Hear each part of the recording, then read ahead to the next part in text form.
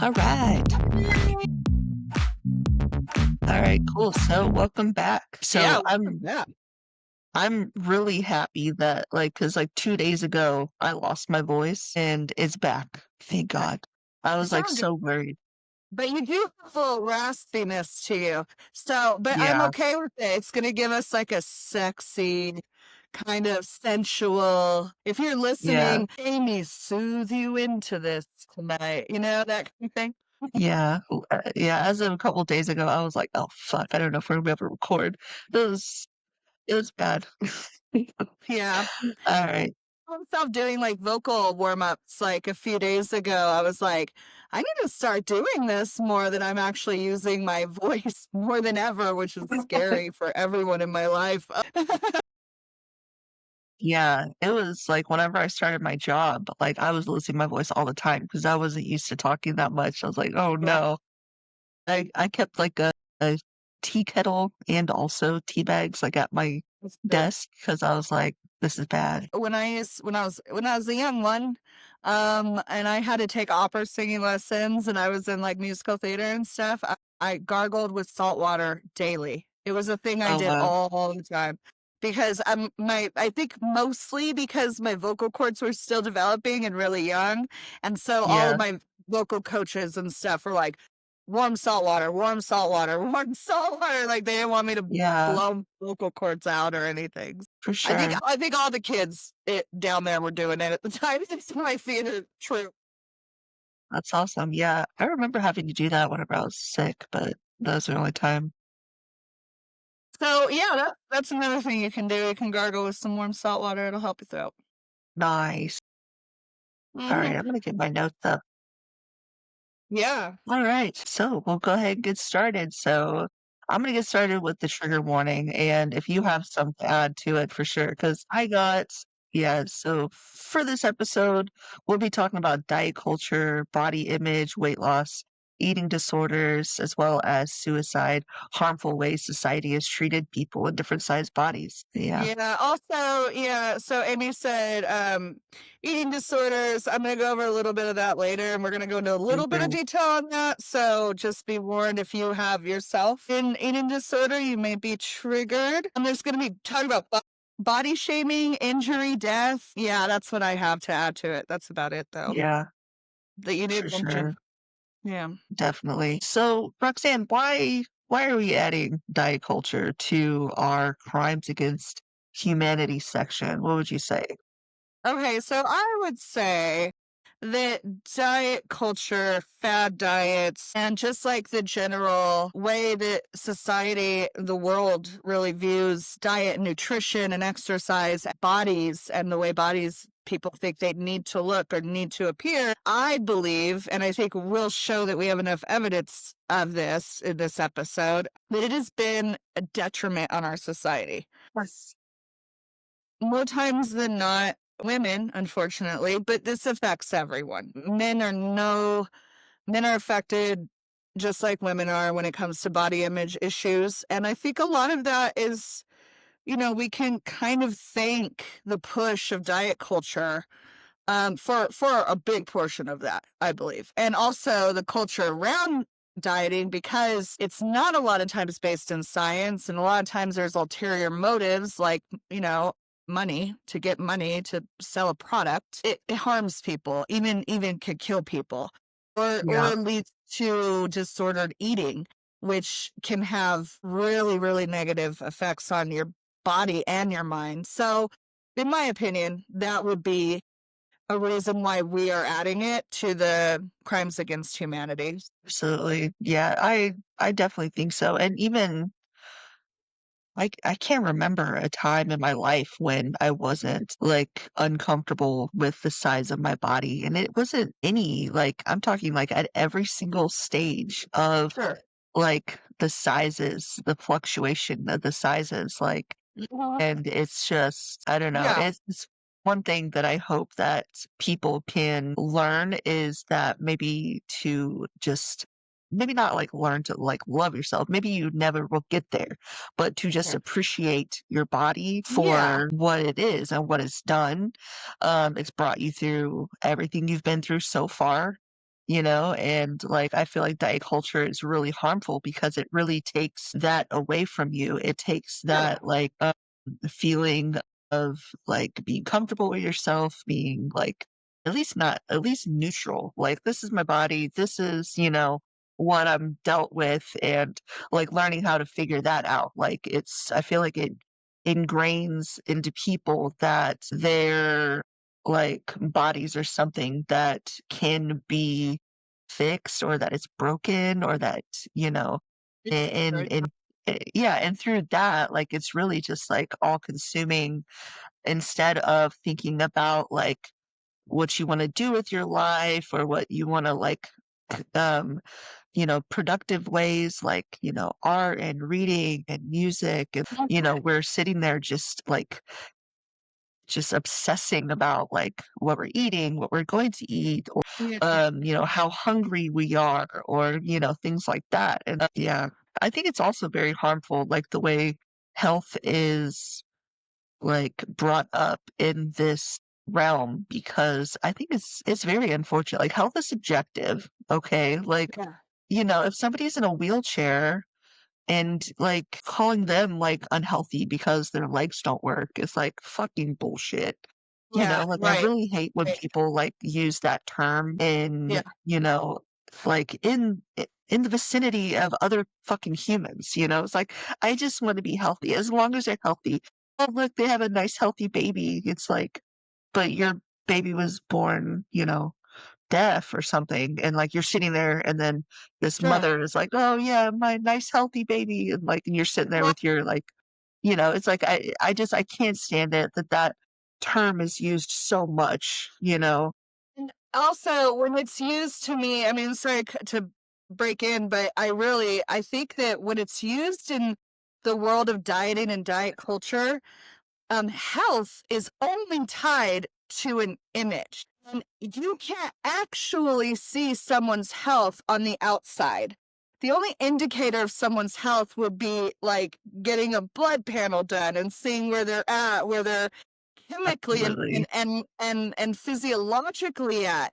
Or even speaking to them and saying, how do you feel? Like, do you feel like you have energy? Do you feel like you get a good night's sleep? Do you feel like you go to the bathroom normally? Like, those are questions you would have to ask that person to establish health. So just saying like, oh, they look like they have a healthy baby or that person looks healthy, that's not an indicator of health. That's just still an indicator of their image, of just their image. Yeah, absolutely, and it doesn't matter, like, what the thin person eats or does, they're always gonna be considered healthier than somebody in a larger body.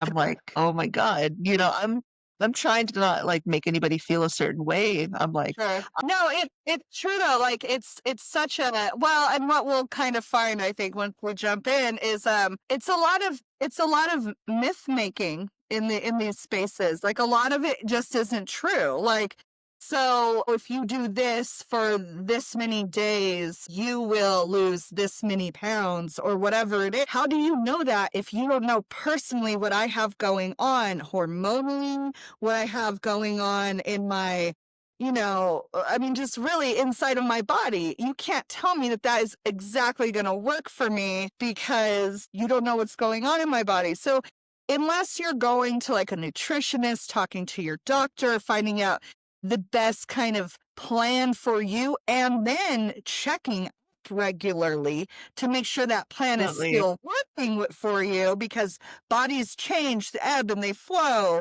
Um, I find it hard to believe that any one diet would work for the blanket of the whole of society ever. Absolutely. It should be individualized, like plans for Mhm. people because like it's so frustrating too. Like whenever somebody, especially like because I have PCOS and it's like that blocks so much from actually working properly, even calorie deficits, like especially like as I'm getting like closer to like menopause, it's like my body's just like, what the fuck are you trying to do? Yeah, no, fuck that. Yeah. Yeah, and also having them Irish genes fucking, you know, This shit ain't budging.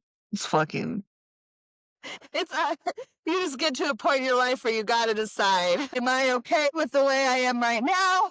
Or do I want to work at this for the rest of my life? You know what I mean? absolutely. Yeah, and like I think off the top, before we really get into it, I do want to Mhm. say me and Amy are not going to advocate in this space for any specific way of eating or dieting or, exercising. Like, we're not pushing out any kind of advice here.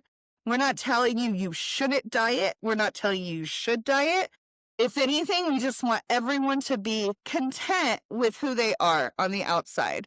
And if you want to make changes, hopefully you do that in a healthy way for you, but don't think that you can find that in like a miracle pill or that you can get that result overnight because that's just myths, as you will see. But yeah, we just want to say that off the top. We're not endorsing any kind of diet, and we're not endorsing not to be healthy and diet and exercise or whatever you want to do with your body and, in a healthy way. But like, we're just going to basically talk about the things that we came across, interesting information and dark information about this world, the diet culture world, the fad dieting world, and nutrition world. And we're just kind of going to bring you guys some information that maybe you weren't aware of previously. Yeah, So, yeah. absolutely. Yeah, for sure.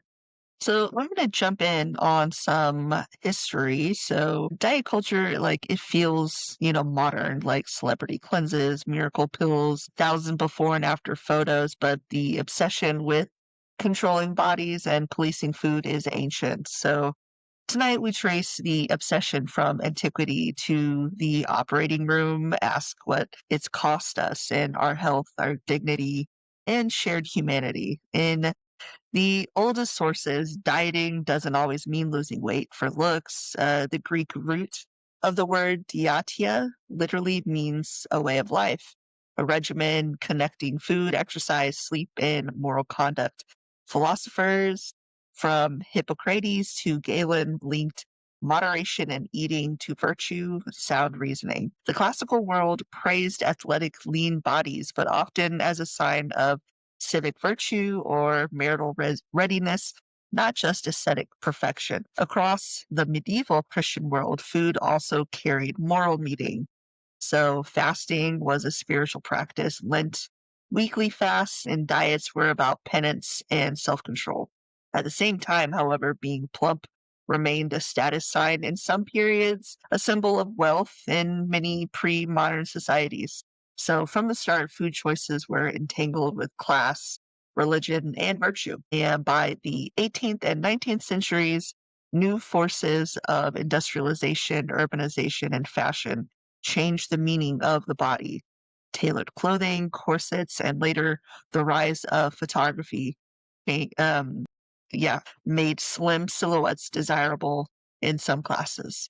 At the same time, the rise of early nutritional science began to change how people thought about food and health. Physicians began to advise on proper diets for nerves, temperament, and social respectability. Fast forward to the Romantic era, there's Lord Byron, and he famously self-styled celebrity of his time. He was obsessed with his image, and I have a quote from him, and he says, "I would rather not exist than be large." Wow. So that is from 1805 I and have is a in one quote of his from him too. Oh, you have some other quotes from him? Yeah. It's so funny that we both found a quote from him about this episode. Like, how funny is Uh-huh. that? Okay, sorry. Absolutely. So his letters and journals show recurring preoccupations with weight and appearance. Byron and others in his circle used extreme tactics. Severe restriction, purging, and stimulant use were among the methods some aristocrats used to control weight. While Byron's practices were personal, they foreshadow modern celebrity dieting and linking reputation, desirability, and body size. So yeah. Yeah, yeah. So, okay. Thanks for, telling me about the because I read a little bit about the Greek part of, side of things, but I completely forgot that like being large was a status symbol. Like that, for some reason, escaped my mind in this. I don't know why. Okay. Yeah. Anyways, so I'm going to give us a little bit more, I guess, specific kind of fad diets that popped up in in the 1800s and kind of 1900s, things like that. So many fad diets that we know today saw their earliest development during the 1800s, or what has been coined as the golden age of food faddism, leaving behind the Victorian era and spreading into America. Now, heading into the 1800s, and the most popular diet is the vinegar and water diet. And this was popularized by Lord Byron. Now, young I women, remember, yeah. I yeah, remember reading about that too. He'd put vinegar on all kinds of shit. everything. So, young women and girls were the primary focus, with many cases of death as a result, the youngest girl being 6 years old. So, Shit. although Byron himself would eat vinegar soaked starches, small amounts of meat and vegetables, and drink wine, women were not permitted to do so when following this diet. According to Byron, and I quote, a woman should never be seen eating or drinking unless it is lobster salad and champagne. Huh. Okay. So, in 3 separate cases of this time, women died after beginning this diet after only 1 month. Vomiting and diarrhea were common, as well as tooth decay. They would drink up to a pint of vinegar a day. Yeah. And so, in smaller bottles and in younger people, those could be toxic levels to the body. So, that's Yeah. why some people, or if people drink it in larger quantities every day, it would build up in their system. And that's why a few people died after a month, was because they had built up over that month and eventually killed them. So, yeah, pretty rough. So by 1826, cholera was spreading across the world, and a temperance movement preacher used this moment to market a cracker that, if eaten along with following a vegetarian diet, promised to clean not only your body, but your soul. His name was Sylvester Graham. I'll let you guess which cracker belongs to him.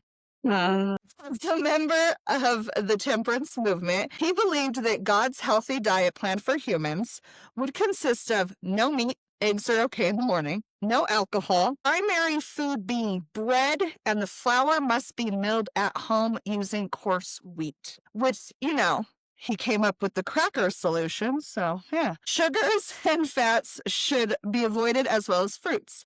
Vegetable intake should also be limited, as well as dairy. Fasting is encouraged, especially in women and children, as he tied overindulgence of food and drink to an increase in masturbation, which he believed to be harmful for women and children. Not men, but for women and children. So this one was like just all over wackadoodle to me. So, although promoting a vegetarian diet as a lifestyle choice isn't inherently destructive, health didn't appear to be Graham's drive. Marketing his cracker did.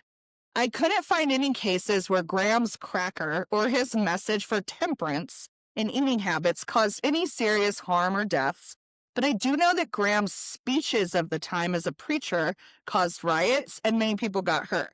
Now, one person that would attend these speeches was John Harvey Kellogg, and Kellogg would end up carrying this message of temperance and temperance diet style to develop the Kellogg Company, which has over the years intentionally poisoned sanitarium patients, caused environmental destruction, and is still paying out civil suits today for falsely claiming that Rice Krispies boosts children's immunity. Graham, like Kellogg, would die with meat in his system, having converted back to a carnivorous diet years prior. Graham, at the age of 57, died from complications of opium enemas and was reportedly drinking liquor until his last days. And oh well. Kellogg, wait, what? I was like, hello, that's something. No, this is so crazy, right? I was like, going through this research, I was like, we could do a whole episode on like serial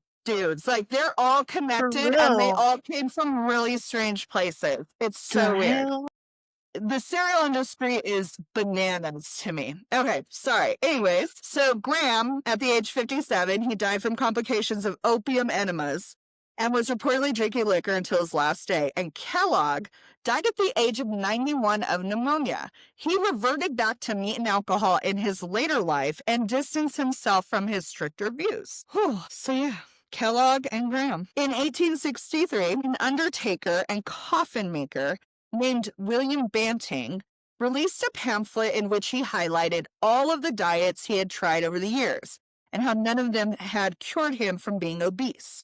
The pamphlet would then state that the way he finally lost the weight was by eating 4 meals a day consisting of only meat, greens, fruit, and dry wine, and cutting out sugar, starches, and carbohydrates, beer, milk, and butter. Many low-carb fad diets like keto and Atkins have linked back to Banting. Okay, no deaths have been attributed directly to the Banting diet, but no scientific research data exists that supports this model as a solution for obesity. But it is one of the earliest forms of the low-carb diet, so I figured I would, just let everybody know where it came from. Came from Banting, this guy. And you should know that Banting was an undertaker and coffin maker. Yeah. So, yeah. So one of like the most popular diet trends, really, it kind of derived from him, a coffin maker and undertaker. All right. Okay. So, yeah. So the last major diet fad to come out in the 1800s is Fletcherism. Named after Horace Fletcher, he promoted chewing food until it was liquefied before swallowing. Known as the Great Masticator, he was regarded as a quack by many, and his ideas regarding diet and food intake have been regarded as lacking in scientific evidence and harmful to the digestive system. Fletcher believed that you should chew even a single shallot up to 150 times before swallowing. Some of his supporters claim that once they adopted this technique, they would have a bowel movement only once every 2 weeks. Considering the bowels need solid matter to activate their process during digestion, this led to many supporters suffering from severe bowel obstructions and constipation. One physician noted that Fletcher's system was a thorough disturbance of the entire body and the development of intoxication and general disability. So that was his note of using that system. So that's the 1800s. Now we're going to get a little bit more modern. So at the start of the 20th century, pharmacology was being developed to answer many maladies. It would be in the first wave of modern medicine that diet medications would enter our society. If we go back centuries, Greek physicians would prescribe laxatives to people to aid in weight loss.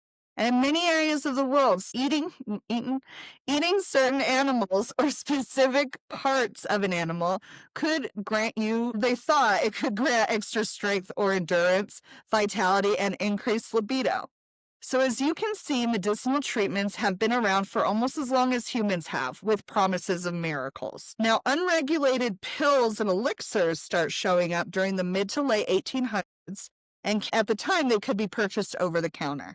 These include arsenic and strychnine capsules, parasitic tapeworm egg capsules, strong laxatives, and I mean strong laxatives, like no joke, nothing you would ever get over today, and pituitary gland elixirs. So often touted as weight loss miracles, these substances caused a wide range of problems, including abdominal pain, cramping and bloating, ulcers, internal bleeding, bowel obstructions and constipation, severe diarrhea and vomiting, seizures, circulation and pulmonary issues, dehydration, psychosis, vision loss, hair and tooth loss, organ failure, reproductive hindrances, and death, just to name the most common. These treatments would eventually fade out when amphetamine entered the market. So before stimulants, in 1930, an industrial chemical called dinitrophenol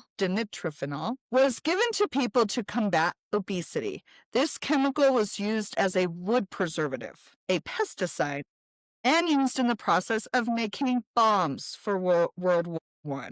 And due to its toxicity to humans, many deaths were reported, and it wasn't being given as a weight loss aid past 1938. So for 8 years, though, it was given and prescribed as one. Oh Uh, my it was god. it was reported that taking the substance would cause the core body temperature to rise to unsustainable levels, and the user would go through painful muscle cramping and seizing up until they died, essentially cooking slowly from the inside. Yeah, that's what that chemical caused. So in the 1930s and 40s, there's going to be a lot of like, because it's like, sucks. This just sucks. So, in the Yeah. 1950s are when amphetamines started being prescribed to combat obesity. They had been given to soldiers during World War II to boost morale and combat fatigue, and were seen as effective in weight loss. So, following the end of the war and well into the 1960s, amphetamines were prescribed to over 100,000 Americans as a weight loss treatment. And the number of users that obtained the drug over the counter or through other avenues is unknown, but likely would increase that number to well over 1 million. Unfortunately, this also resulted in deaths of hundreds of people due to the toxicity of the chemical and a rise in amphetamine dependence across the country. Amphetamines would be removed from the market in 1970 and reclassified as controlled substances, effectively banned. So the next major weight loss drug craze, would come in the mid, and that was the fen craze. Where in 19, remember that? I remember that. Like, Mhm. wow, I hadn't thought about fen though since we did this.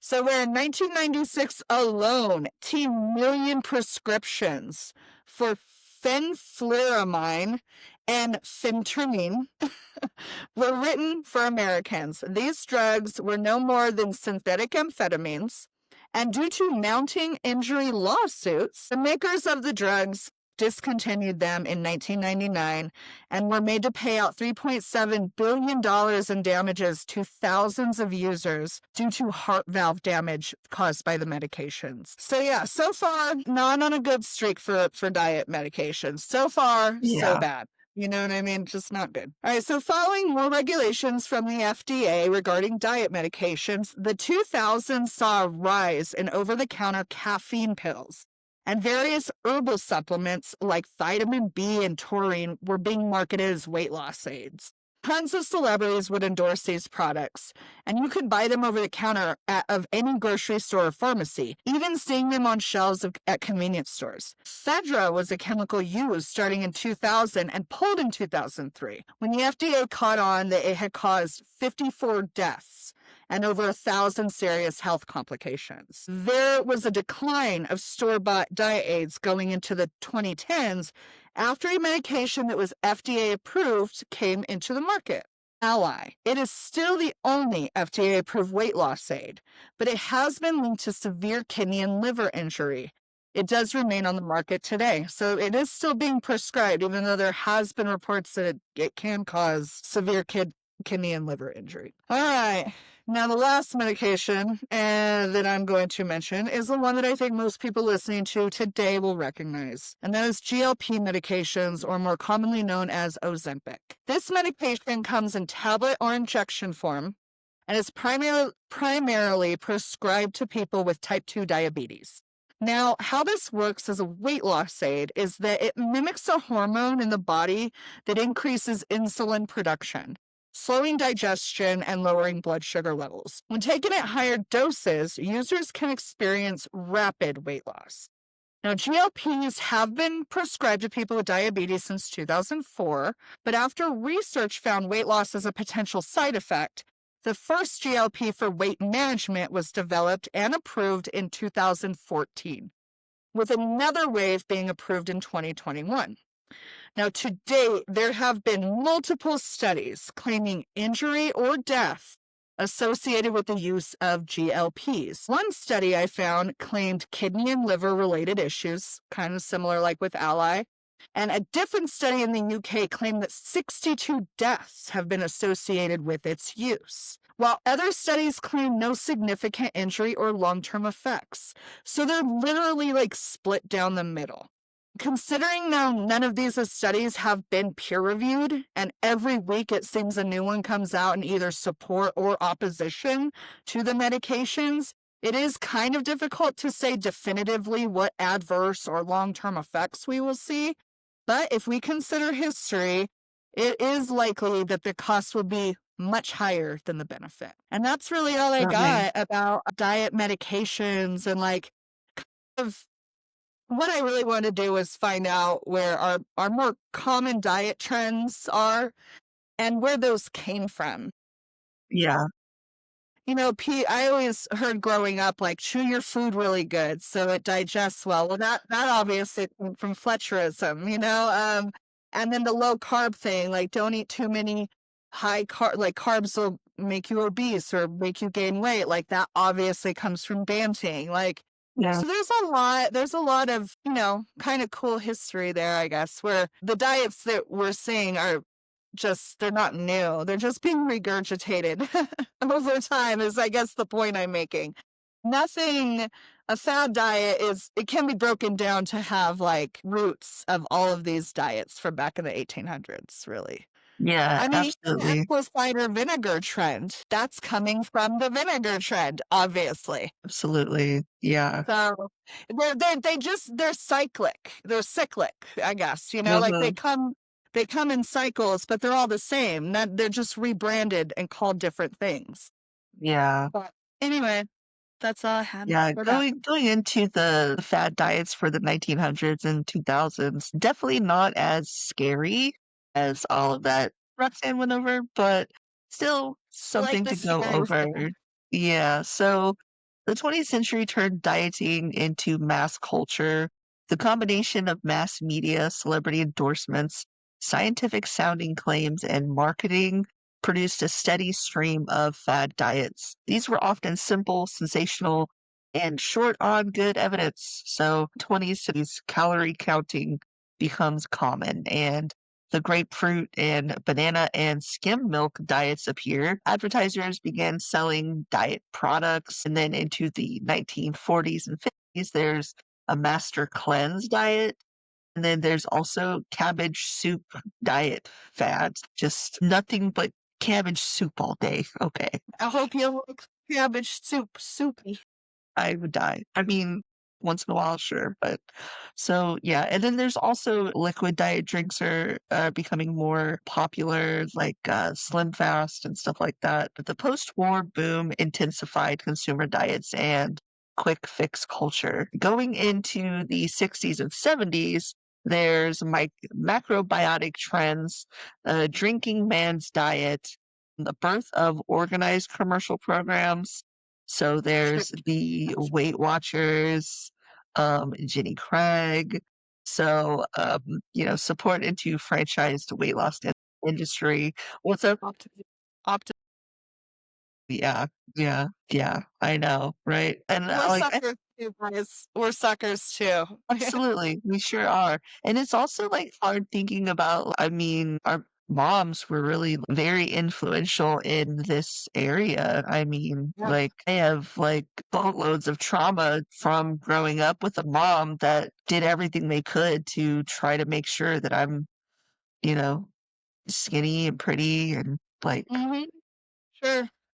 it's It rough, worked you out know? so well for them, didn't it? I know, right? So in the '70s and '80s, the low carb fad started reemerging and the Atkins diet got really, really popular. And it kind of is more like high protein, low carb program. And that's very influential to a lot of people. And the there's also a push for low-fat processed foods, and these 2 diets alone, I feel like really harmed a lot of people because it's really not Yeah. good for your body to be consuming nothing but meats, and then also low fat because really what they were doing when they were consuming low-fat Making products people is stupid.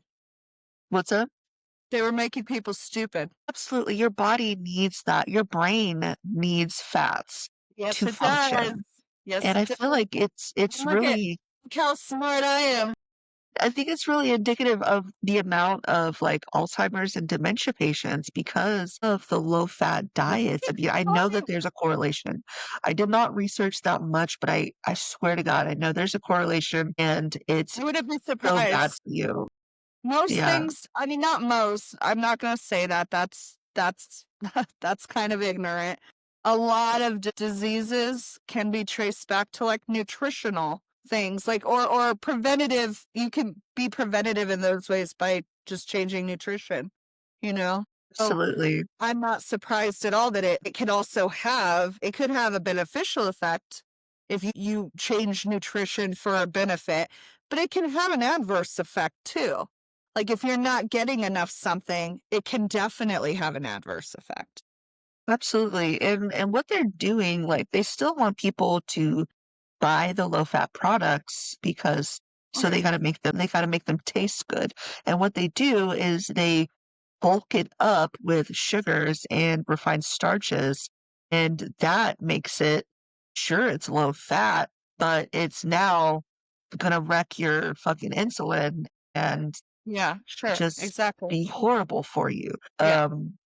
Yeah, so going into the 90s and 2000s, there's a lot of, like, branded plans, so the South Beach diet, paleo, there's explosion of celebrity diet books, detox cleanses, commercialization of wellness, and then the 2000s, the diet industry was a multi-billion dollar business and continually reinventing old ideas with new packaging, as Roxanne was saying. It is very cyclical.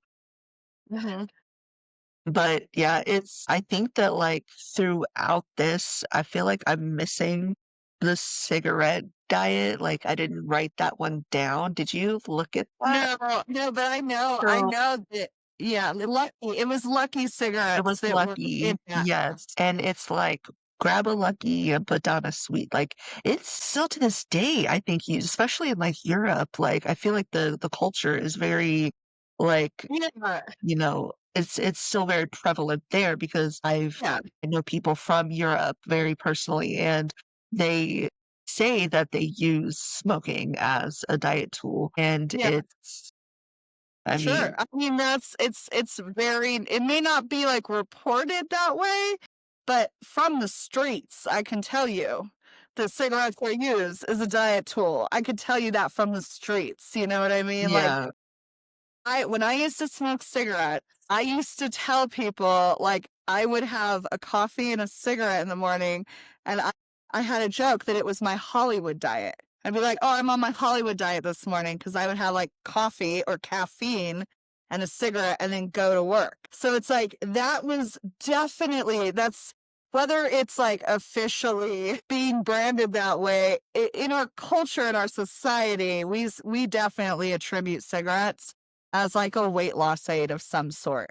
Definitely. absolutely, and I know that, like, there's not as many people smoking anymore, and Yeah. that's amazing, but I do know that it's still a well-known thing that people will, Yeah. substitute smoking for I agree. yeah, substitute eating for smoking. Anyways, the next thing I wanna get into is on BMI, and it's pretty fucked up. It really is. So, it is Actually, we have a fan, and she is really happy that we are covering this part of our series on this series in particular of how much misinformation there is around it.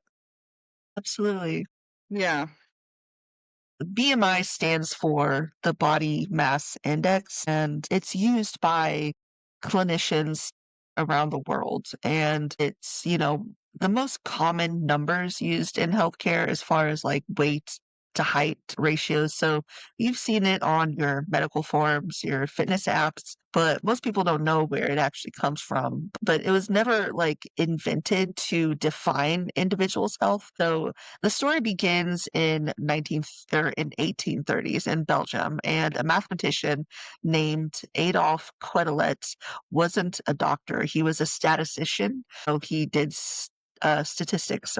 So he wanted to Okay. define the average man for social studies, and Quetelet measured thousands of European white men and calculated an equation comparing height and weight. The goal wasn't health, it was population averages. He called it the Quetelet Index. It was designed to describe the ideal man, not woman, not children, and certainly not people of color.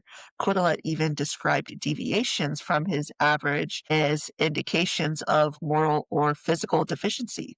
In other words, if your body didn't match his white European norm, you were statistically and culturally less than ideal.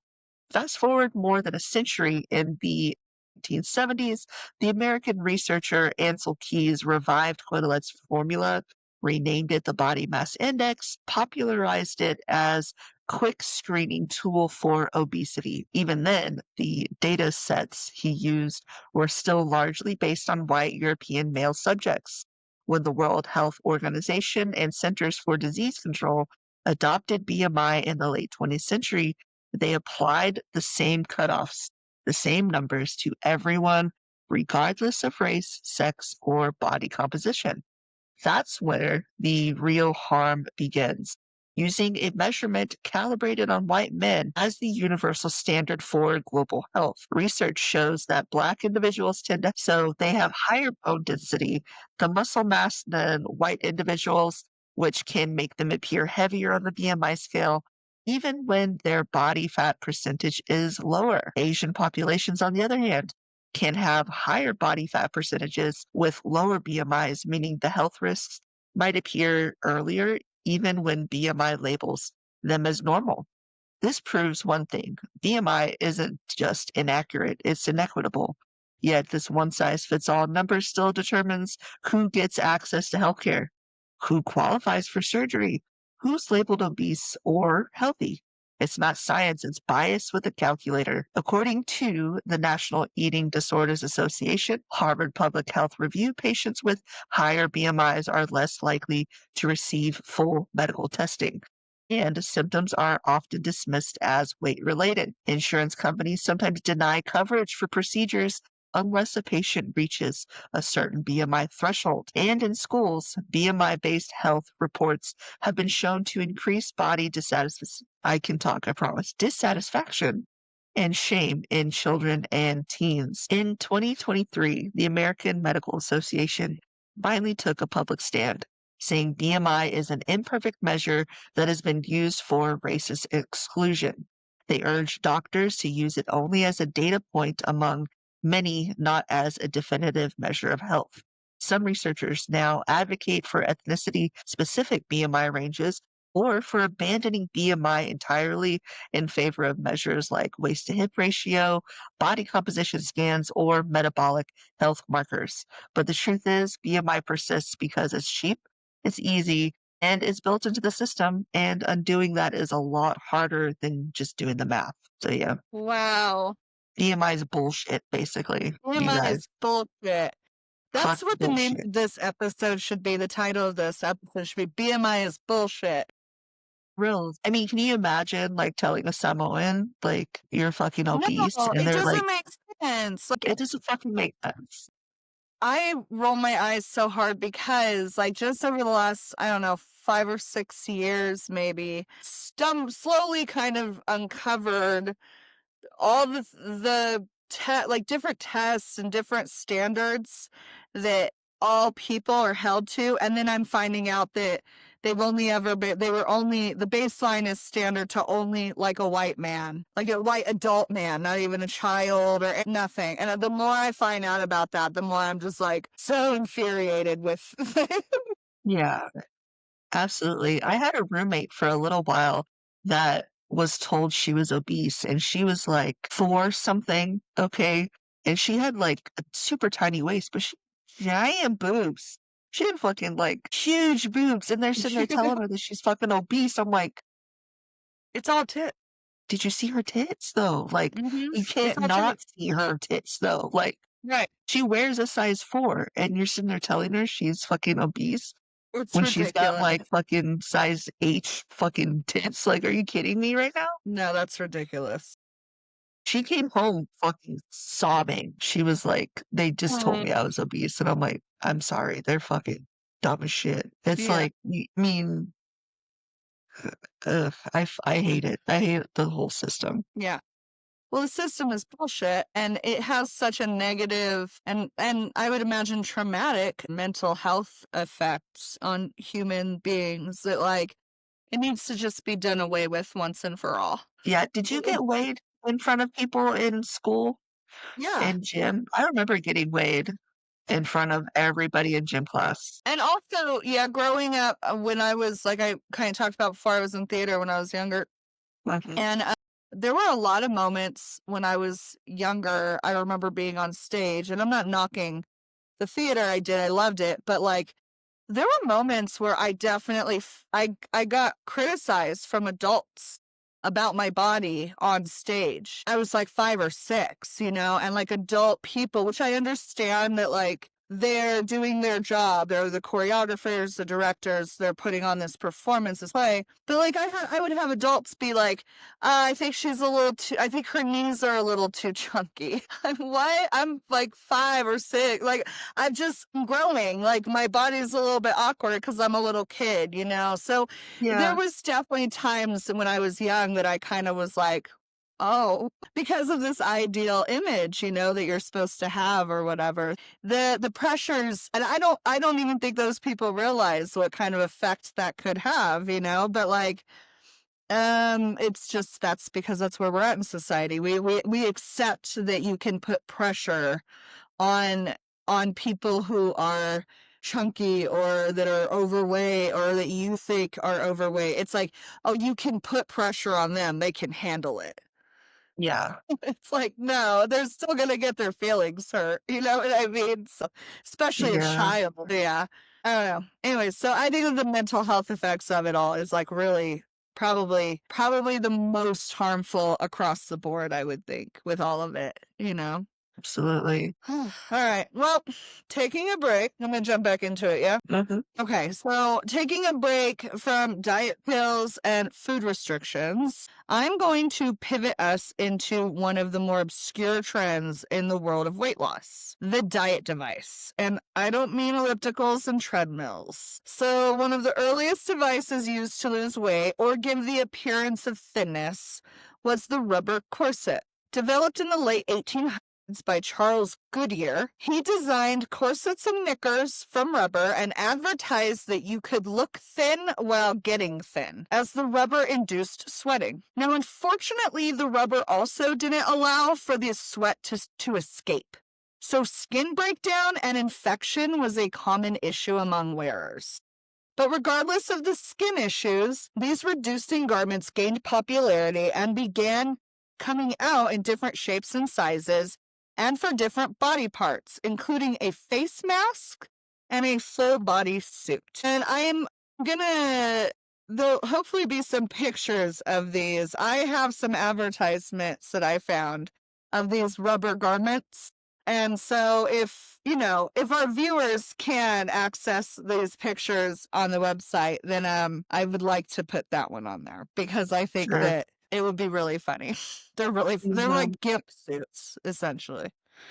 Okay. So John Harvey Kellogg comes in again because he developed a vibrating belt machine in 1927. Although it wouldn't become popular until the 50s and 60s, the user would strap a belt to a portion of their body they wanted to see thinner, and the machine would vibrate that area. These machines weren't known to have any long-term effects, not negative or positive. They really just didn't do anything but vibrated people. Another form of the vibrating belt machine was a vibrating rolling massager that claimed to melt away fat by rolling a vibrating metal device over the skin. Also, didn't have any effect. It did not cause anyone to lose weight, didn't hurt anyone, but just had literally no effect on the body except maybe it felt nice. Maybe it felt like a massage. I'm not sure. All right. So moving on. Electric belts and other electroshock devices have shown up since the 1860s, claiming to promote weight loss, though no evidence supports this. A lot of times, these machines or belts would send a shock to a muscle, causing the muscle to contract. Early machines were known to cause electrical injury and malfunction regularly. Today, there are still varieties of the machines on the market, and they promote the exact same misinformation. So now, to aid in no, go back.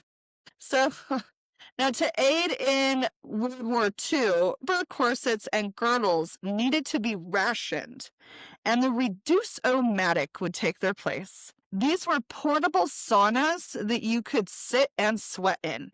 They looked like tents or oversized sleeping bags with a hole for just a head to stick out of. Once again, these didn't necessarily cause injury or death, but they also didn't produce any wanted results. So the most modern weight loss device is the gastric balloon. It was introduced in 1979 as a medical device that could be implanted into the stomach to make the user feel fuller faster and lead to weight loss. Most of the balloons used today are relatively safe with minimal side effects if left in for the appropriate length of time. But this wasn't always the case. The first balloon was approved by the FDA in 1985, the Garen Edwards bubble. And it was banned in 1992 after it showed suboptimal weight loss and serious complications, including the balloon deflating and migrating to the bowels, causing a block, gastric ulcers, and gastric perforation. Another form of balloon has been developed in Europe that does not require endoscopic surgery to place or remove it. It is swallowed and then filled with saline, and after 16 days, deflated and passed through the body. No complications have risen from this specific type of balloon, but according to one study, there have been 18 deaths attributed to complications with gastric balloons since their introduction. This number is relatively low considering the morbidity rate for obesity-related diseases, but I'll let Amy get more into like bariatric surgery stuff later. I just wanted to mention the balloon because they just developed this one that you could swallow, essentially. But anyway, so in the early 2000s, the raw food diet and veganism gained popularity, largely tied to social justice issues. Vegans and raw foodists were backed by organizations like PETA and the ASPCA, intertwining fad diets with noble causes. Alternatively, some raw foodists included animal products in their diet, consuming raw meat and unpasteurized dairy products. This primitive diet has been adopted by the anti-feminist movement, claiming that consuming raw meat and eggs is a way to achieve hypermasculinity. Studies have shown that consuming raw animal products over prolonged periods have negative effects, including fertility issues in women, increase in E. coli, listeria, and salmonella exposure, contraction of foodborne illnesses, bowel and digestive issues, nutrient deficiencies, and developing resistances to antibiotics. Now, the 2000s also saw a new generation of masticators. As juicing became popular, celebrities and social media influencers heavily promoted this trend and people bought into it. Juicing hasn't been shown to have any positive health effects to date. And some studies have shown that juicing can disrupt gut health and lead to nutrient deficiencies. Plus, there's no telling how many thousands of people have a $200 juicer stashed in their kitchen cabinet collecting dust. All right, so another popular diet of the 2000s was the Subway diet. More marketing than Oh my actual God, diet right. plan. The sandwich chain claimed that a customer by the name of Jared Fogle lost 245 pounds in 1 year by eating at Subway every day. The company was a spokesperson and began running a healthy fast food alternative campaign. This was highly successful, and Subway would see record sales and expand more during the Jared days than any other time in the company's history. Now, this would come to an end in 2015 when Fogle was arrested on federal child pornography, assault, solicitation, and trafficking charges. The company cut ties with him but hasn't fully recovered, ending the trend. but it was a trend. So, and another trend that saw a rise in the 2000s were, unfortunately, eating disorders. One study shows that since 2000, reported cases of anorexia and bulimia have doubled from 3.4% to 7.8% of all people worldwide. It also showed that the average age of developing an eating disorder has lowered from 16 to 14 years old. If you don't know, anorexia is the restriction of calories, and bulimia is the purging of food after ingestion, typically in tandem with binge eating. These types of disorders can lead to a wide array of health complications, including organ failure, fertility problems, loss of hair and teeth, depression, anxiety, and death. A rise in social media use has been linked with a rise in many eating disorders, as people are exposed more frequently with photos of perceived ideal body types. Additionally, social media accounts and websites promoting eating disorders pop up faster than they are reported on and removed, which I do know that there are groups out there that are constantly fighting that trend of trying to take down like pro anorexic and bulimia sites, but they pop up every day and they just can't remove them as fast as they show up. Plus, there's private groups where people go on their social media and they can't police those at all, you know. Although you can get support online nowadays for like, you know, support if you want to, you know, change your lifestyle habits and get healthier, and you want to maybe start going for walks, and you want to get with like a walking support group, you know, like you can go online, and that's great that that there's these spaces for that. But there's also darker spaces for the, you know, antithesis of that, which is Yeah. eating disordered, you know, disordered eating. So those happen frequently online. And yeah, like I said, I think that the more people are getting more imagery nowadays than they ever have before. And, you know, they're connected to the internet all day. They're seeing not just celebrities, like we used to just kind of see our, you know, celebrities. You're seeing all kinds of people, models, influencers, people you knew in high school, people from all over the world. And, you know, that can change your, I guess, view on yourself a little bit if that's being constantly in your face, you know? Yeah, for sure. Yeah. But that's all I got for that part. Yeah, so going into a little bit more on diet surgery. So, Yeah. actually, I was talking about the balloon being swallowed, and that is really just the beginning for the surge in diet surgeries. And so Yeah. it's been, like, huge, I guess, in the last 20 years, maybe. So, surgical interventions for severe obesity have their own histories. Modern bariatric surgery emerged in the 1950s with early intestinal bypass procedures, the gastric bypass, and later vertical banded gastroplasty. I'm hoping I'm saying that right. Okay. Refined in the 1960s to 1980s, laparoscopic techniques and sleeve gastrectomy arrived later in the 1990s and onward, improvising safety and accessibility. Over decades, bariatric surgery has become an evidence based, often life saving option for people with severe metabolic disease. So it's merged into narratives that medicalize thinness rather than treat complex metabolic illness. A few not quite surgeries, but very weird also is jaw wiring, swallowing cotton balls, freezing the stomach lining with liquid nitrogen to reduce appetite, and then last but not least, Roxanne talked about this earlier, was tapeworms. I wanted to bring that up again because, Yeah. Yeah. People yeah, swallow tapeworms, y'all. fucking nuts. But yeah, just a couple of things that I wanted to, like, throw in there that I saw that I didn't really know where to fit it in, so I just, like, added Yeah. it on the bottom of this. But, like, can you imagine getting your jaw wired shut, like, for a reason, not because, like, a medical issue? Like, No, because you don't feel like eating? No, that's stupid. yeah.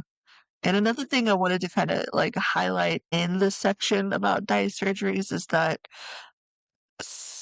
there's may do something to your body, but it's not going to do anything to you psychologically. If you have a binge eating disorder and you think that getting half of your stomach fucking cut out is gonna fix it, like, I do know that some people have had success with diet surgeries, but there's been a lot of issues with people, like, you sure they lose a lot of weight, but then their stomach just gets re-stretched back out, and then they get the weight back, or their food Because do you think, addiction. like, mentally they just didn't make the mental shift, do you think?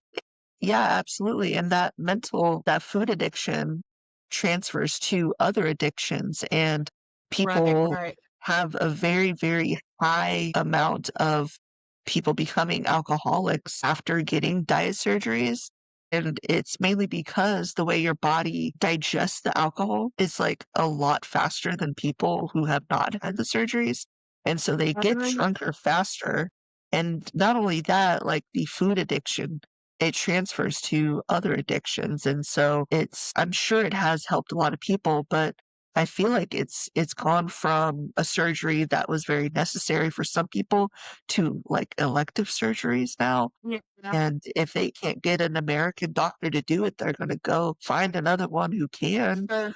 or who Yeah, that's will, true. you know? I mean, elective surgeries are huge now, Yeah. but yeah, I it's if you imagine, like, your body's not consuming as much as it was before, sure, you're gonna lose weight, but you gotta understand that you're also not getting enough calories to survive. You're also not getting the amount of protein Right. you need. You're not getting the amount of vitamins and nutrients your body needs to fucking survive. Like, Yeah. one thing that I try to tell people is, like, you gotta think of your body as a machine that needs maintenance, it needs gas, it needs fuel, okay? Yeah, And yeah. the food that you put in it is going to fuel the body, and if you don't put in it what it needs, it's not your body is not gonna work correctly, and it's really just as simple as that, and these Yeah, diet and surgeries, like, biologically, people. that's all correct too. I mean, really, when it comes down to it. Yeah, and absolutely, like, these people will lose their teeth, they'll lose their hair because they are not getting the nutrients that they need. Yep. I mean, after these surgeries, the amount of pills that they have to take, the vitamins that they have to take, and Yeah. my stepmom, she had the diet surgery. I don't know if you ever knew that, Yeah. Valerie. Yeah, So, she yeah, had I can't remember which one she had. She had one of the diet surgeries where, like, yeah. The lap there's I think band it or might have. something. Yeah, something like that, and the band surgery didn't work, and she actually went back in for another one, and, Yep. I mean, you Right. remember her, like, it didn't Yeah. work, you know?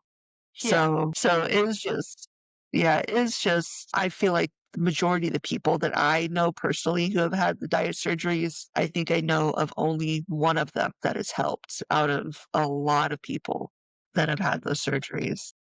Yeah, I don't either. I know only, like, maybe 1 or 2 people that it like, they didn't yeah, it helped them, but, I mean, I'm not gonna go out and say there wasn't complications along the way also, you know what I mean? Absolutely. Yeah, there are So a ton of complications that go along with it, and the bypass, yeah, some of the earlier surgeries where they would just bypass, like, whole amount of, like, intestines.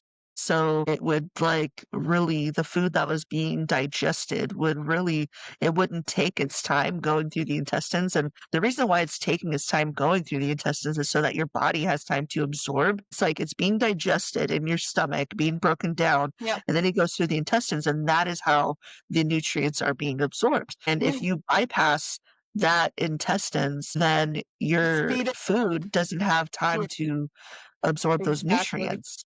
Exactly. And so it had a very, it had a detrimental effect to a lot of people, and those were the earlier surgeries. I'm sure that it's gotten better and we have more vitamins to give to people, but there's really no substitution for the vitamins that you get from your food. You can take, fortified vitamins all day but when it comes Yeah, down to it, the vitamins you get from actual food is going to be more helpful. And not just that, like, whenever you take vitamins, like, if you think about, like, the nutrients that you get from the vitamins, but you aren't getting, like, the fiber and you aren't getting, a lot of the other things that you should be ingesting, mhm, fiber is one of the things that is being removed from our diet, and it's causing, like, people younger and younger to start getting colon cancer. Colon cancer used to be an old people thing because they didn't have teeth, and so they needed to eat stuff that was like, soft, and so they weren't getting anything that was, like, hearty and yeah. nutrition like, crunchy, and so they would be developing colon cancer later on in life, but it's becoming earlier and earlier and earlier because this fiber is being stripped from the food. And this fiber is what is going to help, like we talked about earlier, is going to be like pushing the food out, like your intestines It's are really gonna using it. regulate your digestive system, essentially. Absolutely. And another thing that I want to kind of go over is that fiber is what helps make you feel satisfied when you eat something. So if you eat an entire bag of Doritos, you are probably still going to feel like you need to eat something after. You're Sure. not going to feel full. You're not going to feel satisfied. But Right. if you were to eat But a half a a bowl of full Raisin Bran and you get full like that.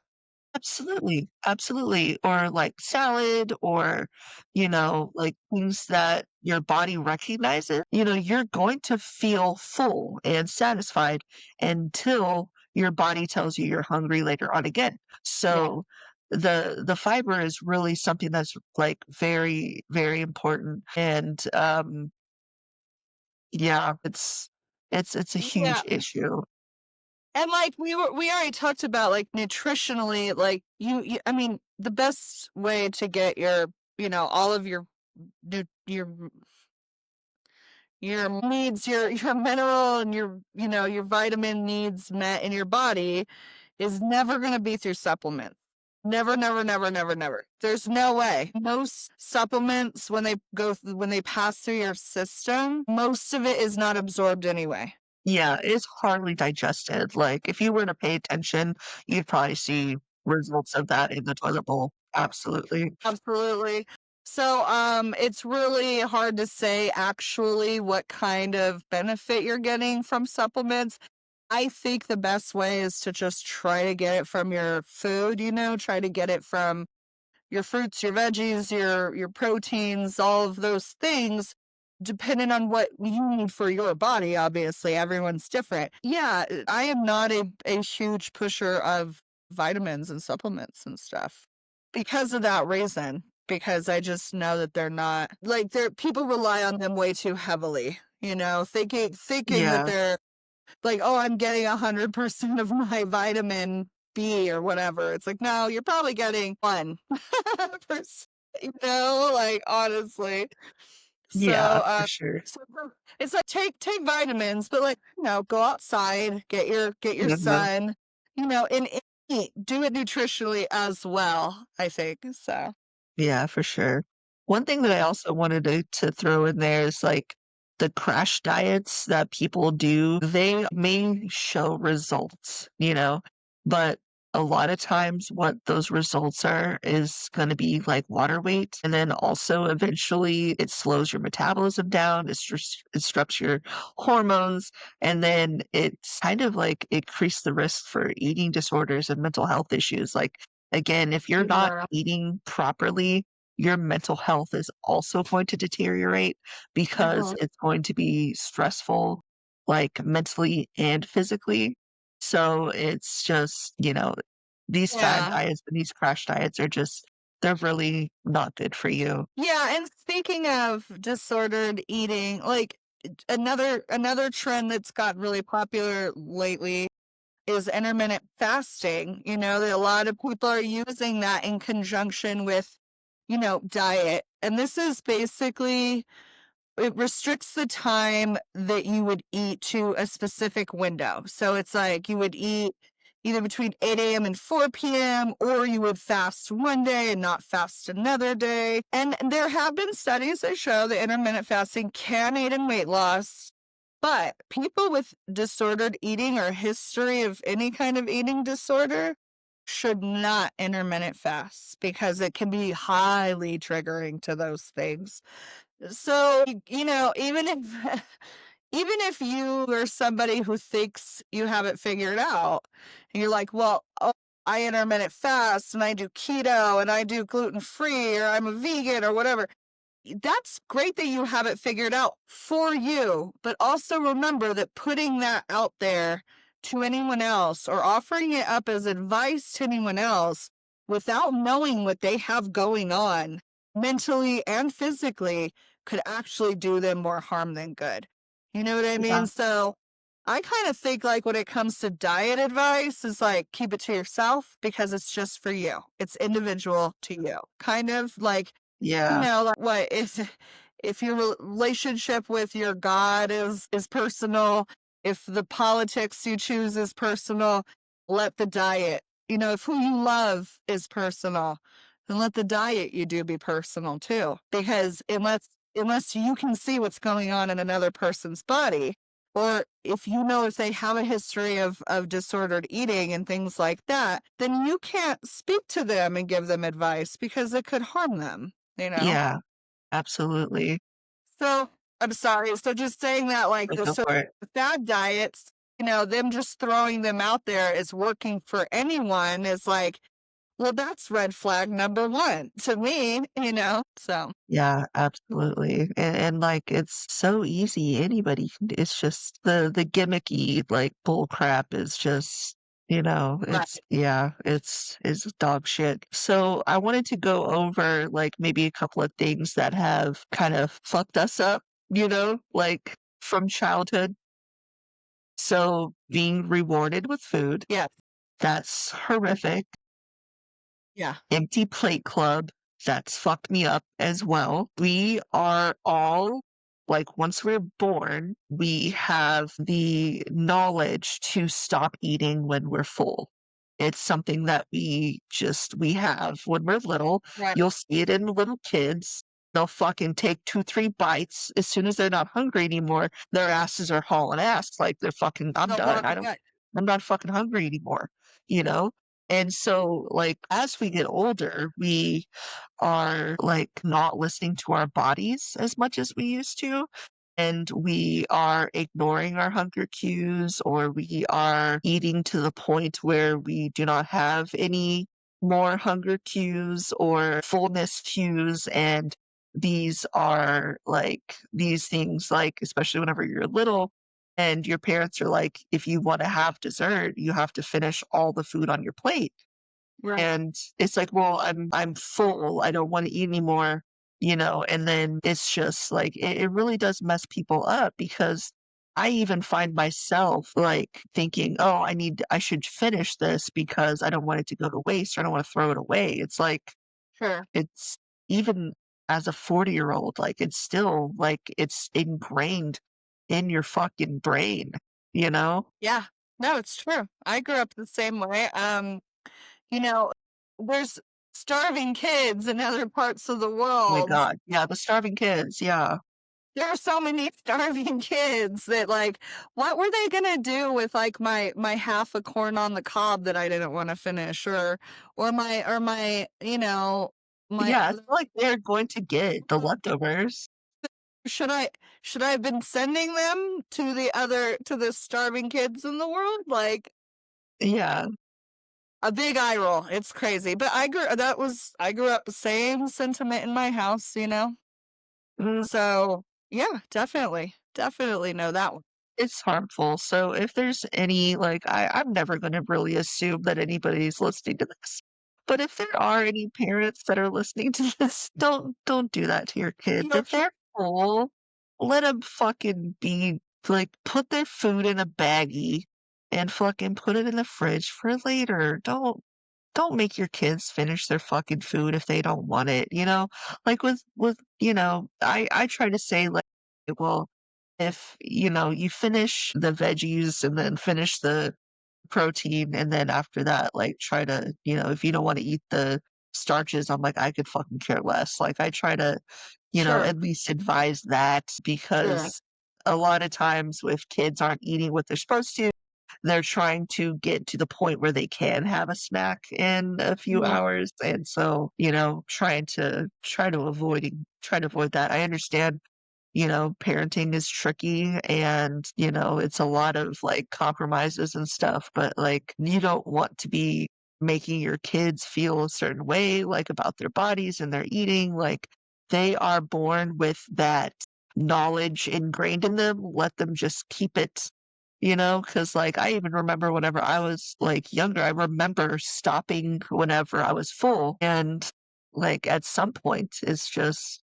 just stop listening to that information that your body tells you, and sure. it's a disconnection, and it takes a lot of doing, it takes a lot of time, but, like, your body will just like, "Oh, you're not listening to me, so I guess Mhm. I'm not gonna do anything like that anymore, I guess," you know? Another thing I wrote down was the association of big pharma and food companies, and we kinda talked about this with the whole Kellogg thing. And so big pharma association with food companies working together to keep people fat and sick. You know, I understand that there are some medical, like, diet, like, things like the pharmaceutical company will sell, GLP-1s and different types of, like, diet medications, but the more that people are gonna be, fat and sick, the richer they're gonna be, and so they Sure. could fucking care less about us, really. Yeah, remember it's the Food and Drug Administration. I mean, them working hand in hand is in the fucking acronym. Yeah, So, yeah, I'm not surprised, like, at all, like, yeah, by that absolutely. information. I mean, the whole milk thing, like, fucking people aren't supposed to be drinking milk, and fucking they drink milk now, and it's like, they did that, "Oh, but they put vitamin D in it, so it's good for you, so you can get your vitamin D." It's like, "No, motherfucker, just go outside. We're not supposed to be consuming milk like that," you know? And No, we're the only species that consumes another species past, like, the the the the little years. yeah, We infancy, only life. toddler at most, like, it's bizarre, and it was a reach, and it was commercialized to get us brainwashed thinking that we need to, you know how many people who have fucking, like, bone spurs and calcium deposits because of that fucking, like, Mhm. commercialism? Like, "Oh, And yeah, drink your that milk, drink your milk." No. drink your milk at every meal, and well, and then the whole like uh food pyramid thing is a joke. It's a joke. Like we could hit the FDA hard. We could do an episode about the FDA and hit them We so hard, like honestly. absolutely could. We probably should, actually. We'll add the FDA, and if you guys want to hear about any of this stuff that we're kind of not speaking in full about, I can bring it up at the live next week too if you guys want. But Absolutely. do you have anything else written on your list? That is bullshit how larger people are portrayed in movies and these TV shows, and then how we can't find fucking clothing in stores. Yeah, yeah. It's like Yeah, it's like the like fat person in the TV shows, it's like, they're always the joke, it's always funny, it's like, mhm, they can't just be the hero, they can't, like, no, they're not even the villain, they're just like a that's true. prop, it's Yeah.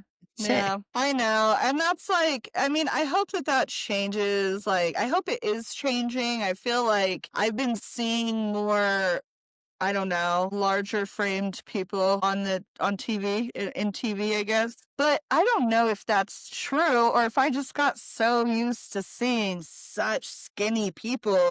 The average people look larger to me now. Like, I couldn't tell Yeah. you because no, Like, the heroin chic was when we so were heavy. growing up, Dude, so heavy skin growing and up. bones, Yeah, like, yeah. not even a curve in sight The Lord was Byron look. Hey, uh-huh. I Made it know, back. like, Yeah. it was the thing when we were growing up, and, like, It the was. low cut jeans and, like, the fucking it's just Uh-huh. oh god.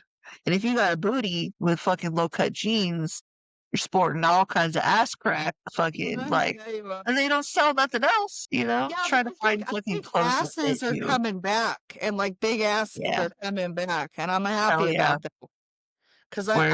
I like me a big booty. Definitely. Finally. Okay, finally.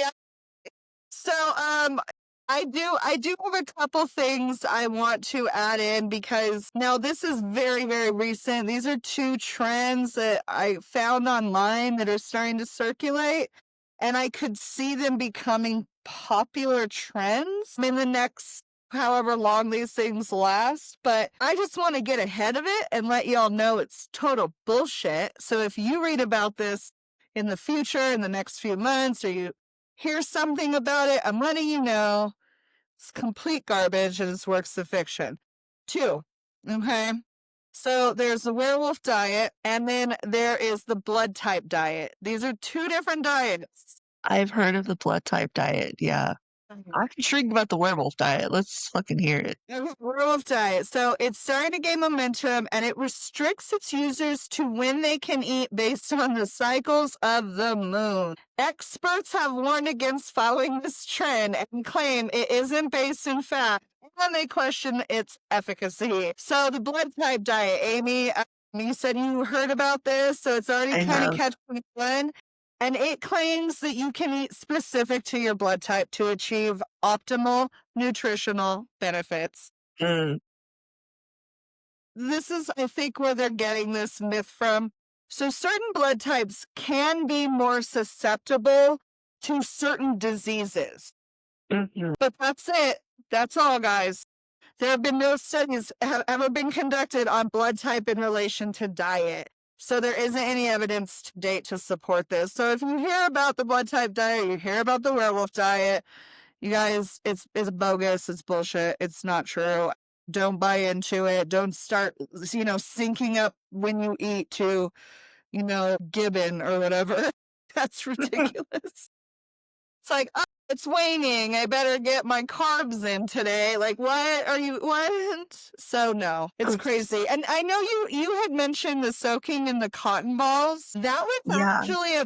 Was actually a pretty that trend resurfaced in 2015. Oh my god, of And course. for 2 years, people were going to the emergency room because they were soaking cotton balls in juice and eating them. And then they were going to the emergency room with like really severe digestive issues because of it. Yeah, So these guys, like a lot of these fad diets have very, very serious health adverse side effects. Like this isn't a joke. Like people die from this. Like when I say bowel obstruction, I'm not going to get into what that is, but it is a really bad thing for a human being to have. So yeah. like you don't want one. And that's a really common thing with a lot of these diets is because they deal in the digestive system. So they end up jacking the digestive system up. And that can be really painful. Mhm. And it can kill you, honestly. It can. So yeah, those were actually the last two that I saw. And I just wanted to add them in because they are starting to gain momentum. So I wanted I just thought as a little PSA at the end here, like, don't fall for it. It's bullshit. It's all bullshit. Bullshit, bullshit, bullshit. Oh my gosh, can you imagine a vampire diet?